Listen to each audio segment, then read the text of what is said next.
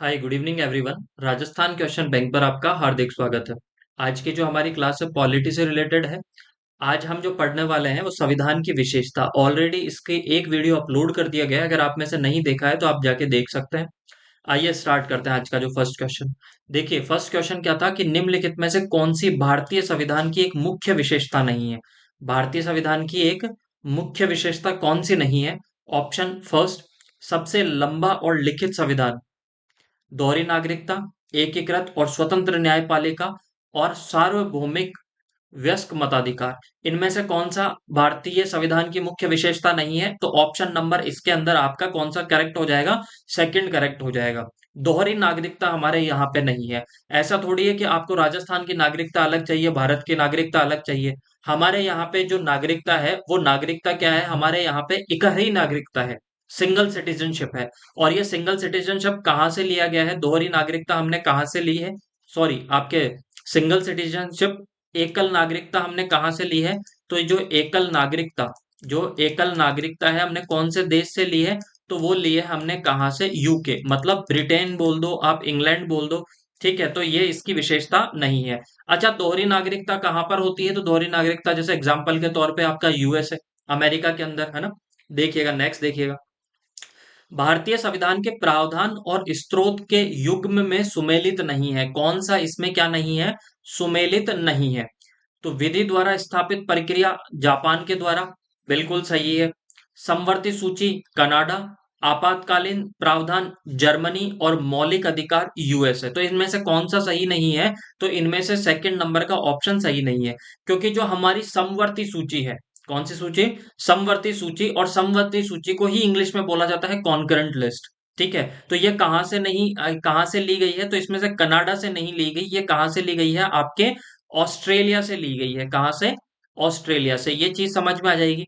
ठीक है, last video में मैंने आपको बताया था कि तीन प्रकार की लिस्ट होती है। एक तो आपके स्टेट लिस्ट, राज्य सूची। ठीक है, एक होती है आपके संघ सूची जिसे यूनियन लिस्ट बोला जाता है, और थर्ड होती है आपके कॉन्करेंट लिस्ट। ठीक है, ये चीज आपको याद रह जाएगी।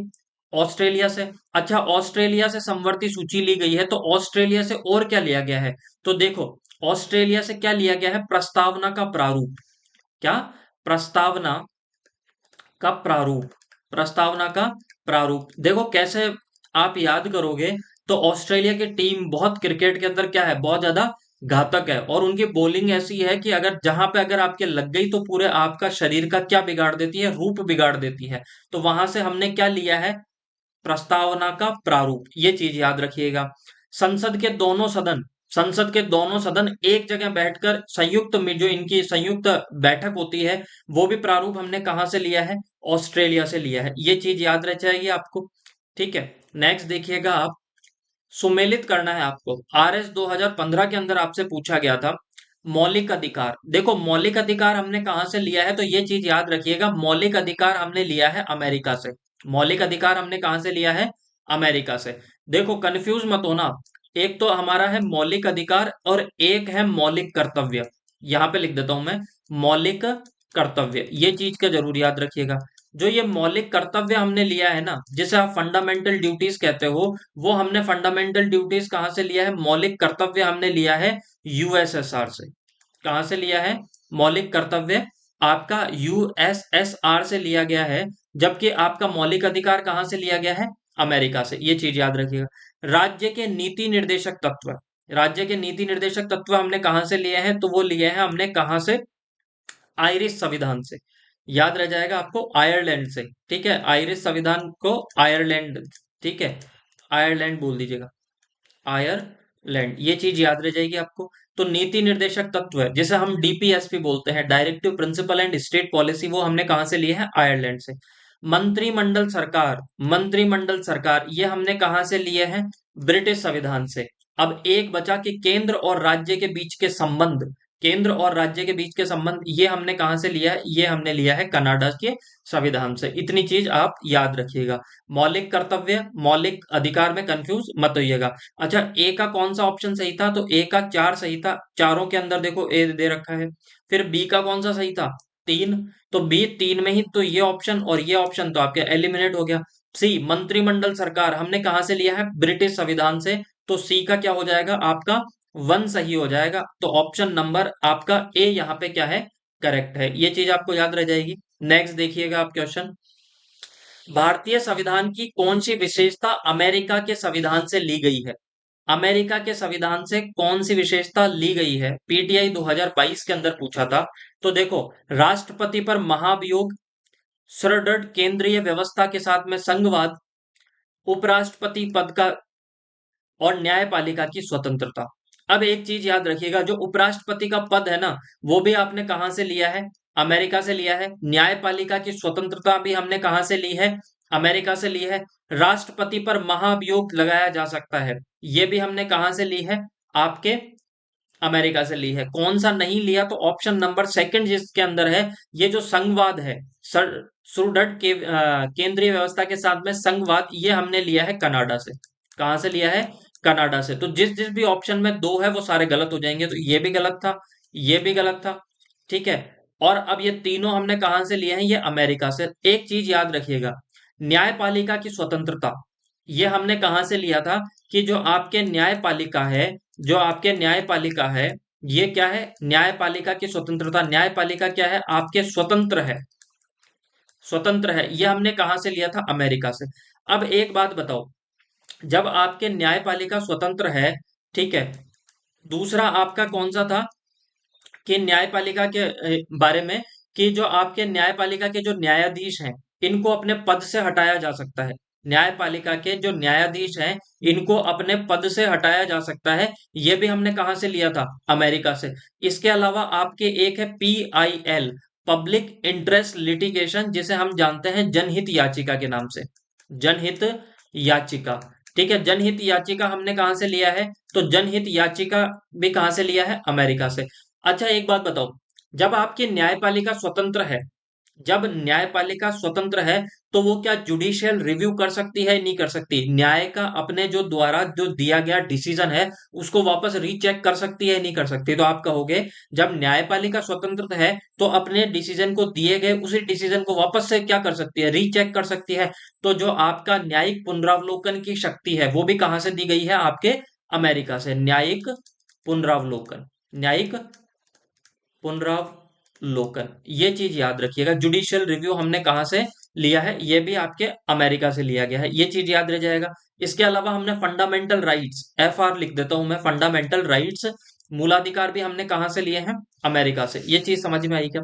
नेक्स्ट देखिएगा आप, भारत के संविधान में स्वतंत्रता, समानता और बंधुत्व का सिद्धांत किस संविधान से लिया गया है?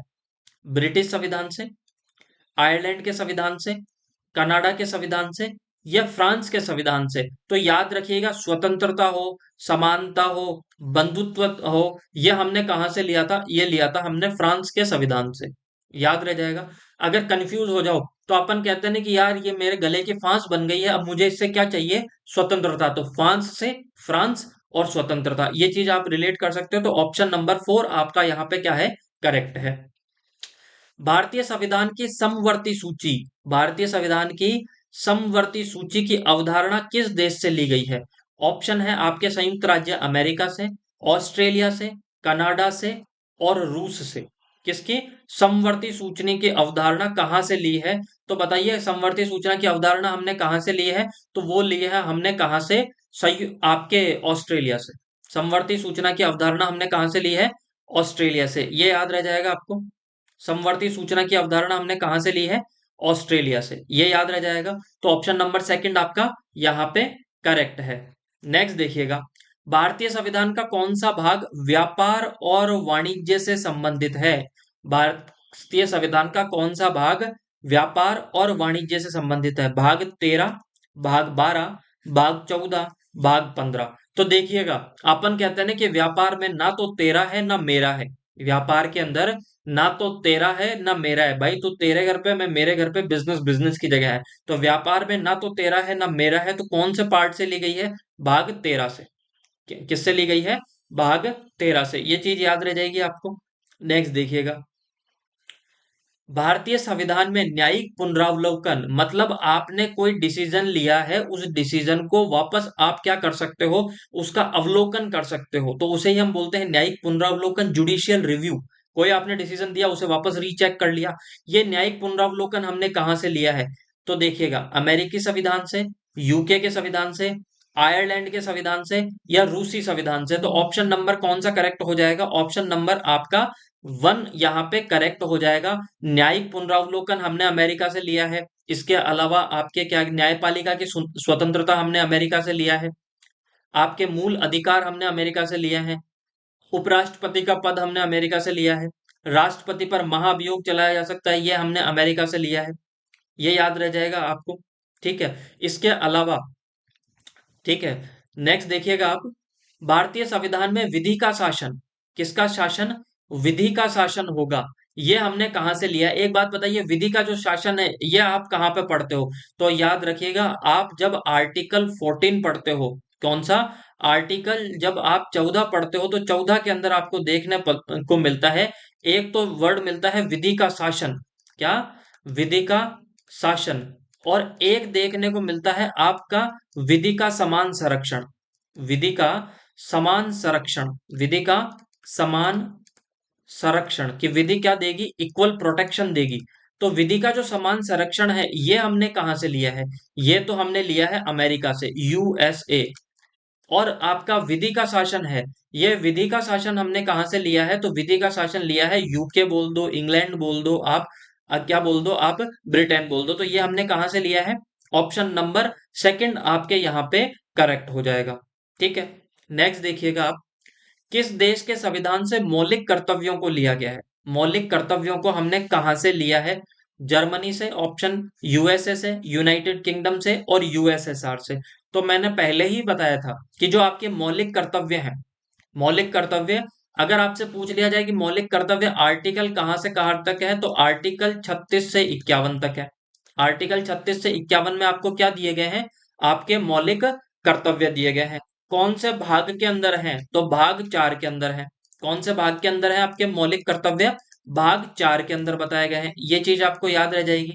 ठीक है। याद रह, सॉरी, आपके मौलिक कर्तव्य, मैंने आपको यहाँ पे मौलिक कर्तव्य की बात है, तो मौलिक कर्तव्य किसमें बताए गए हैं? तो मौलिक कर्तव्य आपको भाग 4 के अंदर तो है, भाग 4 के अंदर है, पर मौलिक कर्तव्य बताए गए हैं आपको 51 के ए के अंदर। ठीक है, 51 के ए के अंदर, ये मैंने गलत बता दिया था, और भाग 4 के ए में दे रखे हैं। भाग 4 के अंदर तो किसका दे रखा है? भाग 4 के अंदर डीपीएसपी दे रखा है, जो 36 से 18 है।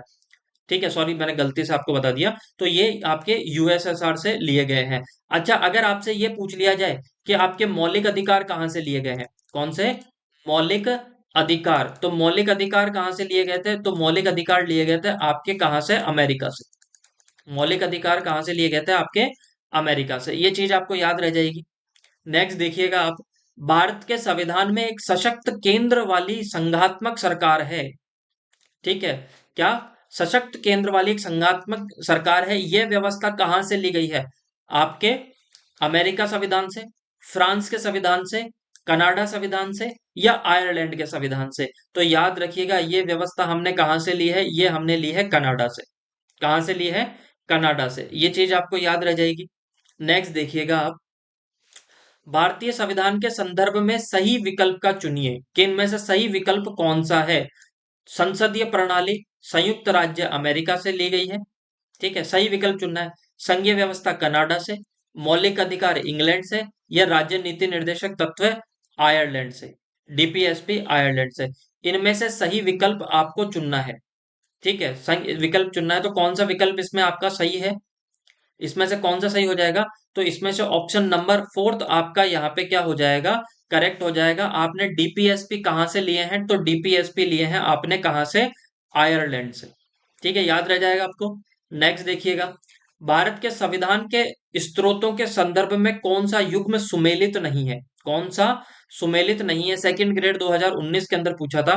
कानून निर्माण की प्रक्रिया ग्रेट ब्रिटेन से, राज्य के नीति निर्देशक तत्व आयरलैंड से, न्यायिक पुनरावलोकन अमेरिका से, और अर्ध संघात्मक सरकार स्विट्जरलैंड से। तो इसमें कौन सा आपके गलत हो जाएगा? कौन सा सुमेलित नहीं है? तो अर्ध संघात्मक सरकार आपने कहां से लिया है? स्विट्जरलैंड से थोड़ी लिया है, ये लिया है आपने कहां से? कनाडा से। तो ऑप्शन नंबर आपका डी यहाँ पे क्या है? गलत है, याद रह जाएगा। ठीक है, नेक्स्ट देखिएगा आप, सुमेलित नहीं है, इनमें से कौन सा आपका सुमेलित नहीं है? ठीक है, तो देखिएगा, मौलिक अधिकार संयुक्त राज्य अमेरिका से बिल्कुल सही है। मौलिक कर्तव्य पूछे तो यूएसएसआर से। संसदीय लोकतंत्र, पार्लियामेंट्री सिस्टम, चाहे संसदीय लोकतंत्र आ जाए, चाहे आपसे ये पूछ लिया जाए कि मंत्री परिषद आपके लोकसभा के प्रति उत्तरदायी है, ये आपसे पूछ लिया जाए, या आपसे सिंगल सिटीजनशिप, इकहरी नागरिकता आपसे पूछ ली जाए, तो ये सारी हमने कहाँ से ली है? आपके ब्रिटेन से ली है। नीति निर्देशक तत्व, नीति निर्देशक तत्व कहाँ से? आपके आयरलैंड से। आपात उपबंध यहाँ पे कहाँ से दिया गया है? रशिया। तो इसमें से कौन सा सही नहीं है? तो ऑप्शन नंबर 4 आपका करेक्ट नहीं है, क्योंकि जो आपात उपबंध है वो हमने कहाँ से लिए हैं? जर्मनी से। कैसे, कहाँ से लिए हैं? जर्मनी से। और इसको कैसे याद करेंगे कि जम गई मनी, क्या? जम गई मनी। और अगर आपकी मनी जम जाती है, अगर आपके पैसे जम जाते हैं, तो फिर आप पे क्या लग जाता है? आपके यहाँ पे क्या लग जाता है? आपात लग जाता है। तो आपात उपबंध हमने कहाँ से नहीं लिए? रूस से नहीं लिए हैं। नेक्स्ट, सामाजिक न्याय एवं संतुलन है, व्यक्तिगत अधिकार है या सामाजिक नियंत्रण के मध्य, समाज एवं व्यक्ति के मध्य, मूल अधिकार एवं न्याय प्रणाली के मध्य, व्यक्ति एवं परिवार के मध्य। इनमें से सामाजिक न्याय संतुलन क्या है? तो सामाजिक न्याय संतुलन किन किन के मध्य होता है? तो ये होता है आपके व्यक्तिगत अधिकार और सामाजिक नियंत्रण के मध्य होता है। ये पीएसआई 2021 के अंदर आपसे पूछा गया था। नेक्स्ट क्वेश्चन देखिएगा, संसदीय शासन प्रणाली की विशेषता क्या नहीं है? इनमें से कौन सी ऐसी है जो आपके संसदीय शासन प्रणाली की विशेषता नहीं है? मंत्रिमंडल सामूहिक रूप से संसद के प्रति उत्तरदायी है, संसद के प्रति उत्तरदायी है। वास्तविक कार्यपालिका एक बहुल निकाय है, दोहरी कार्यपालिका, या फिर इसमें से संसद की सर्वोच्चता। तो इसमें से कौन सी विशेषता नहीं है? तो इसमें से विशेषता कौन सी नहीं है? आपके दोहरी कार्यपालिका। हमारे यहाँ पे दोहरी कार्यपालिका संसद की विशेषता नहीं है। नेक्स्ट देखिएगा, भारतीय संसदीय प्रजातंत्र के लिए जाना जाता है, भारतीय संसदीय प्रजातंत्र के लिए जाना जाता है। क्यों जाना जाता है? राष्ट्रपति संसद का सदस्य नहीं होता, संसद के सदस्य जनता द्वारा प्रत्यक्ष चुने जाते हैं, कार्यपालिका व्यवस्था के उत्तरदायी है, केंद्र व राज्यों में शक्ति का स्पष्ट विभाजन है। तो क्यों जाना जाता है भारतीय संसद प्रजातंत्र के लिए? क्योंकि कार्यपालिका हमारे व्यवस्थापिका के उत्तरदायी है। तो ऑप्शन नंबर 3 आपका करेक्ट हो जाएगा। विधि का शासन है, विधि का शासन है, इसका अर्थ क्या है आपका? निरंकुश शक्ति की अनुपस्थिति, न्यायपालिका की सर्वोच्चता, प्रतिनिधियों के चयन का अधिकार, या संविधान की परम निर्भयता। ये याद रखिएगा, विधि का शासन का अर्थ होता है संविधान की परम निर्भयता। नेक्स्ट देखिएगा, कानून के समक्ष समानता की अवधारणा, कानून के शासन की अवधारणा का एक तत्व है, यह किसने प्रतिपादन किया था? यह किसने बताया था? आइवर जेनिंग्स ने, पॉल जेनेट ने, एवी डाइसी ने, या लॉर्ड एक्टन ने? तो ऑप्शन नंबर 3 करेक्ट हो जाएगा। ये किसने बताया था? आपका एवी डाइसी ने। यदि किसी राज्य सरकार के द्वारा पंथ निरपेक्षता, किस पे? इस पे वर्ड पे ध्यान दीजिएगा, एक शब्द पे, कि पंथ निरपेक्षता विरोधी नीतियों को लागू किया जाता है। मतलब कोई भी ऐसी राज्य है जिसके द्वारा पंथ निरपेक्षता, पंथ निरपेक्षता का मतलब होता है धर्म के विरुद्ध। अगर कोई राज्य है जो ऐसी नीति लागू कर रहा है जो आपके धर्म के विरुद्ध है, तो उच्च न्यायालय 356 के अंतर्गत, अनुच्छेद 356 के अंतर्गत राज्य सरकार के विरुद्ध, किसके खिलाफ? राज्य सरकार के खिलाफ कार्रवाई कर सकती है। उच्चतम न्यायालय द्वारा यह निर्धारित किया गया था। कौन से केस में यह बात की गई थी? तो ऑप्शन कौन सा करेक्ट हो जाएगा? ऑप्शन नंबर 3 आपका एसआर बॉम्बई बनाम भारत संघ 1994 में जो ये केस हुआ था, उसके अंदर ये कहा गया था कि राज्य ऐसी कोई भी नीति नहीं बना सकता जो धर्म के क्या हो? विरोध में हो। ये उच्चतम न्यायालय ने, आपके सुप्रीम कोर्ट ने ये वर्डिक्ट दिया था, डिसीजन दिया था। नीचे दिए गए दो वक्तव्य हैं, ए और आर, मतलब ए आपका अभिकथन है, स्टेटमेंट है, आर उसका रीजन है। इसमें से कौन सा सही नहीं है? पटवार के अंदर ये पूछा गया था। देखो, कथन क्या है आपका? भारतीय संविधान निकट रूप से ब्रिटिश संसदीय मॉडल का अनुसरण करता है। क्या भारतीय जो आपका संविधान है, ये ब्रिटिश संसदीय मॉडल का आपका अनुसरण करता है? बिल्कुल, क्योंकि हमने पार्लियामेंट्री सिस्टम, जो हमारी संसदीय व्यवस्था है, ये हमने कहाँ से लिया है? ये हमने लिया ही ब्रिटेन से, तो उसका अनुसरण तो करता ही है। भारत के संसद के ऊपरी सदन के पास में न्यायिक शक्तियां हैं, बिल्कुल ये गलत है। क्या राज्यसभा के पास में न्यायिक शक्तियां हैं? नहीं। तो इसमें से केवल केवल क्या है? आपका आर सत्य है, सॉरी ए सत्य है, आपका आर असत्य है। ये चीज याद रह जाएगी आपको। नेक्स्ट देखिएगा, निम्नलिखित में से किसने कहा था एक संविधान एक मशीन की तरह बेजान चीज है? इसमें वे लोग जीवन फूंकते हैं जो इसका नियंत्रण करते हैं। भारत में बस कुछ ईमानदार लोगों की आवश्यकता है जिनके द्वारा राष्ट्रहित सर्वोपरि है। आरएस 2021 के अंदर पूछा गया था। यह स्टेटमेंट किसका था? तो यह स्टेटमेंट था डॉक्टर राजेंद्र प्रसाद का। गलती से पिछली बार मैंने बता दिया था डॉक्टर भीमराव अंबेडकर, तो ये याद रखिएगा, इसलिए मैंने क्वेश्चन वापस लिया है। यह स्टेटमेंट किसका था? डॉक्टर राजेंद्र प्रसाद का। नेक्स्ट, यह कथन किसका है? मैं आपके इस विचार से सहमत हूं। यद्यपि हमारे संविधान में ऐसे उपबंधों का समावेश भी है जो केंद्र सरकार को ऐसी शक्ति प्रदान करते हैं जिनमें जिनके प्रति स्वतंत्रता जिनके प्रति की स्वतंत्रता हो जाती है, फिर भी वह परिसंघात्मक सरकार है। देखो, इसमें थोड़ी सी टाइपिंग मिस्टेक है, मैं ये आपको समझा देता हूँ। ये भीमराव अंबेडकर का, सबसे पहले तो ये भीमराव अंबेडकर का स्टेटमेंट था। भीमराव अंबेडकर ने कहा कि हमारे संविधान के अंदर कुछ ऐसे उपबंध हैं, हमारे संविधान के अंदर कुछ ऐसे उपबंध हैं जो केंद्र सरकार को ऐसी शक्ति दे देते हैं जिससे कि जो आपकी राज्य सरकार है ना, उनकी स्वतंत्रता चली जाती है, लगभग लगभग चली जाती है। ठीक है, केंद्र सरकार के पास मतलब ऐसे उपबंध है हमारे संविधान में जो किसको ज्यादा पावर दे देते हैं? केंद्र सरकार को ज्यादा पावर दे देते हैं, जिससे कि आपकी राज्य सरकार की जो स्वतंत्रता है वो लगभग चली जाती है। ये जो आपका स्टेटमेंट था ये डॉक्टर भीमराव अंबेडकर का था। ठीक है, नेक्स्ट देखिएगा आप, व्यक्तिगत रूप से मैं इस बात को कोई महत्व नहीं देता कि आप इसे संघीय संघीय संविधान या एकात्मक संविधान अथवा किसी अन्य नाम से पुकारते हैं। अगर संविधान हमारे उद्देश्यों को पूरा करता है तो नाम से कोई फर्क नहीं पड़ता। यह किसका कथन था आपके? तो डॉक्टर राजेंद्र प्रसाद का था, वल्लभ भाई पटेल का था, या शिवा राव का था, या मायरन वीनर का था? तो ये किसका था? डॉक्टर राजेंद्र प्रसाद का। देखो, मैं वापस क्वेश्चन समझा देता हूँ। क्वेश्चन में डॉक्टर राजेंद्र प्रसाद ने यह बात कही थी, इसके अंदर एक स्टेटमेंट था, डॉक्टर राजेंद्र प्रसाद ने कहा था कि आप भारतीय संविधान को संघीय संविधान बोलो, एकात्मक संविधान बोलो, या फिर आपको और कोई भी नाम अगर इसको देना है तो कोई भी नाम से आप इसको पुकारो। अगर हमारे संविधान हमारे उद्देश्यों की पूर्ति करता है, हमारा संविधान यदि हमारे जो उद्देश्य थे, जो हमारे ऑब्जेक्टिव थे, अगर उनको क्या करता है, उनको फुलफिल करता है, तो आप इसके कोई से भी नाम से पुकारो, इससे फर्क नहीं पड़ता। तो ये स्टेटमेंट किसका था? डॉक्टर राजेंद्र प्रसाद का था। ये चीज समझ में आ गई। नेक्स्ट देखिएगा, एक ही अपराध के लिए एक से अधिक बार अभियोजित और दंडित करने पर रोक है। जेएलओ 2023 के अंदर पूछा गया था। देखो, ऑप्शन दिया गया है, न्यायालय द्वारा विकसित एक सिद्धांत है, भारतीय दंड संहिता में निहित है, भारत के संविधान में निहित है, यह नैसर्गिक न्याय का सिद्धांत है। नैसर्गिक न्याय का मतलब होता है प्राकृतिक न्याय। देखो, ऑप्शन नंबर थर्ड आपका करेक्ट हो जाएगा। क्यों करेक्ट हो जाएगा?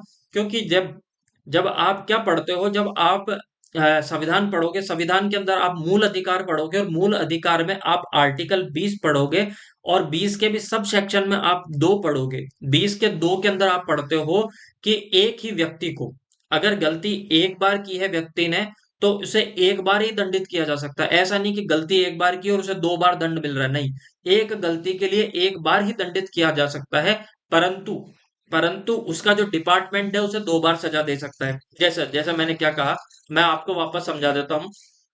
एक गलती के लिए एक बार संविधान क्या करेगा? आपको सजा देगा। ये किसके अंदर लिखा गया है? आपको 20 के आर्टिकल 20 के 2 में। और इसका नीचे ये लिखा गया था कि यदि आपका क्या कर सकता है, एक बार तो आपको क्या देगा? संविधान के अकॉर्डिंग, न्याय के अकॉर्डिंग, या फिर जो भी आपने क्राइम किया उसके अकॉर्डिंग एक बार सजा मिलेगी। परंतु आपका जो भी क्या है, जिस भी डिपार्टमेंट में आप काम कर रहे हो, ठीक है, वो आपको अलग से सजा दे सकता है। एग्जाम्पल के तौर पे मैंने कहा कि जैसे कोई फौजी आदमी है, ठीक है, कोई भी मिलिट्री मैन है, अगर उससे कोई गलती होती है तो उसको कानून भी सजा देगा एक बार। तो अगर उसने किसी की हत्या कर दी, सपोज उसने किसी को हत्या कर दी उसे, तो एक बार कानून उसे सजा देगा। और उसका डिपार्टमेंट क्या कर सकता है? उसे सजा दे सकता है। हो सकता है कि उसे कोर्ट मार्शल कर दिया जाए, फौज से निकाल दिया जाए। तो यहाँ पे इसका क्या है? एक्सेप्शन है। ये चीज का आप जरूर याद रखिएगा। तो आपके किसके अंदर बात की गई है? ये भारतीय संविधान पे निहित है। भारत का संविधान बहुत लंबा है, बहुत लंबा है, बहुत कठोर है और बहुत आगे है। ये किसका कथन है? स्कूल व्याख्याता 2022 के अंदर पूछा गया था ऑप्शन दिया गया है Morris Jones, Ivor Jennings, Granville Austin, ये केसी वेयर। तो ये किसका है आपका? ग्रेनविले ऑस्टिन का ये स्टेटमेंट है। नेक्स्ट, कौन सा भारतीय संविधान का लक्षण नहीं है? हमारा भारतीय संविधान का लक्षण कौन सा नहीं है?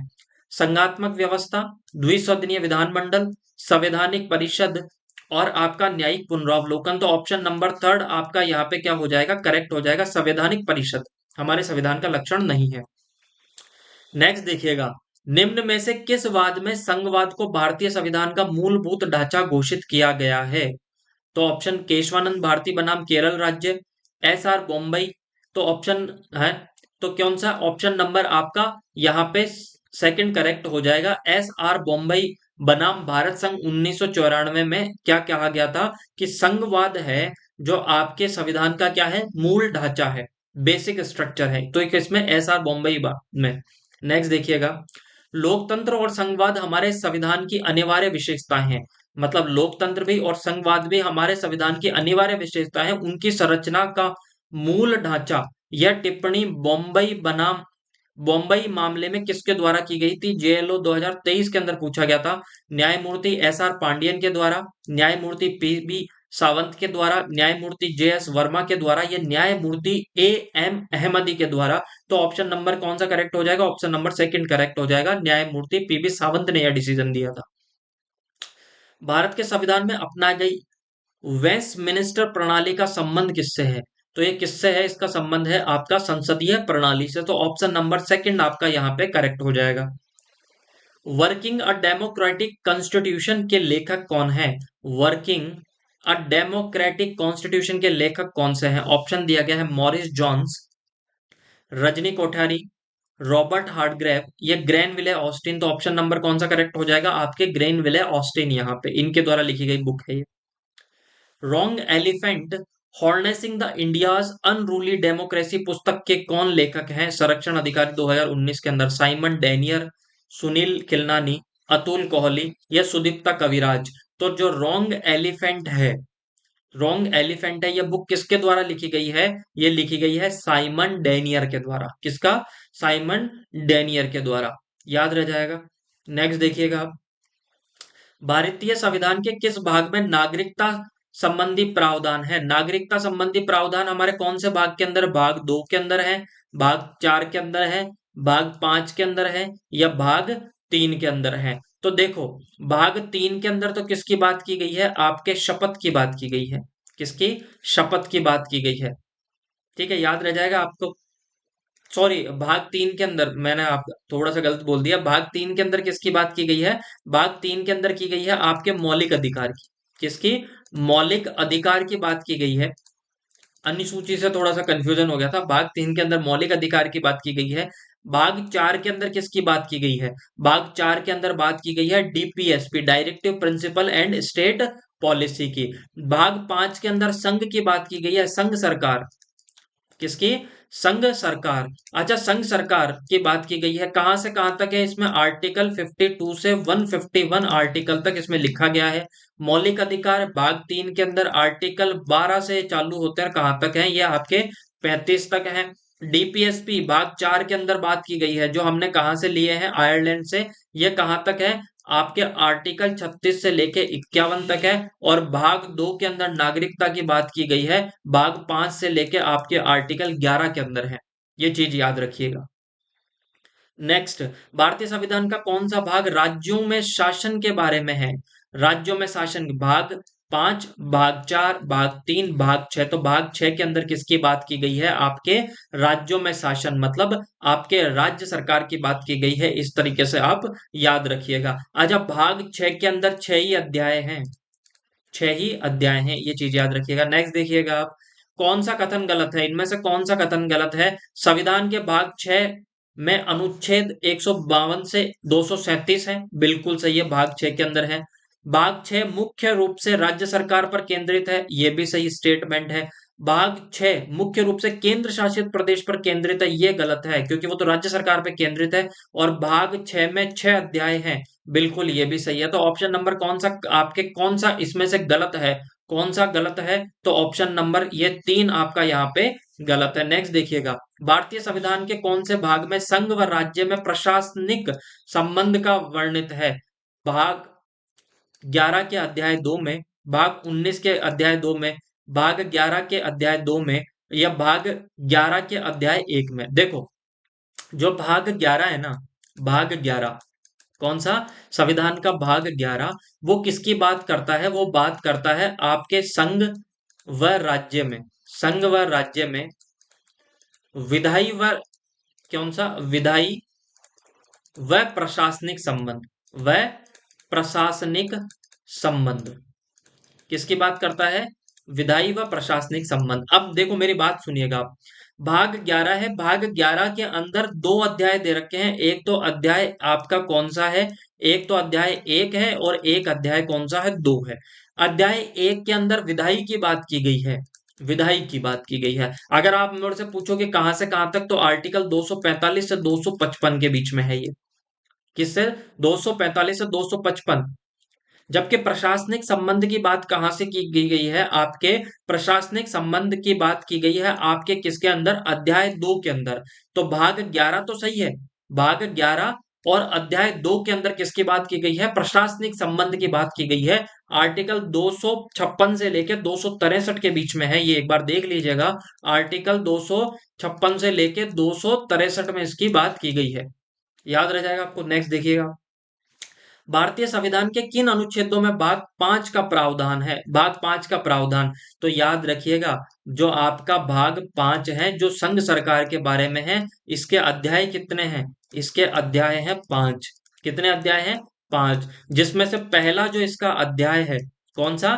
पहला अध्याय, पहला अध्याय किसके बारे में बात करता है? यह बात करता है आपके प्रेसिडेंट, राष्ट्रपति के बारे में, वाइस प्रेसिडेंट के बारे में, और आपके किसके बारे में? मंत्री परिषद के बारे में, मिनिस्टर ऑफ काउंसिल के बारे में बात करता है, मंत्री परिषद के बारे में। और कहां से कहां तक? तो इसमें कौन से आर्टिकल दे रखे हैं? आर्टिकल 72 से लेके आपके 78। टोटल आर्टिकल कितने हैं यहाँ पे? 23, सॉरी आपके 27 अनुच्छेद हैं। कितने अनुच्छेद हैं? 27। तो ऑप्शन नंबर कौन सा करेक्ट हो जाएगा? 1 यहाँ पे करेक्ट हो जाएगा। भारतीय संविधान के भाग 5 के अध्याय 1 में कुल कितने अनुच्छेद हैं? कितने अनुच्छेद हैं? तो 52 से लेके 78 तक टोटल अनुच्छेद हो जाते हैं सर आपके कितने? 27। ठीक है, याद रह जाएगा। तो आज की क्लास हम यहीं पे समाप्त करते हैं। अगर क्लास आपको अच्छी लगी है तो ज्यादा से ज्यादा शेयर कीजिए, सब्सक्राइब कीजिए। अगर आपको कोई क्वेश्चन गलत लगता है तो आप कमेंट करके बता सकते हैं कि इसमें यह गलती है। Thank you so much, bye bye and take care.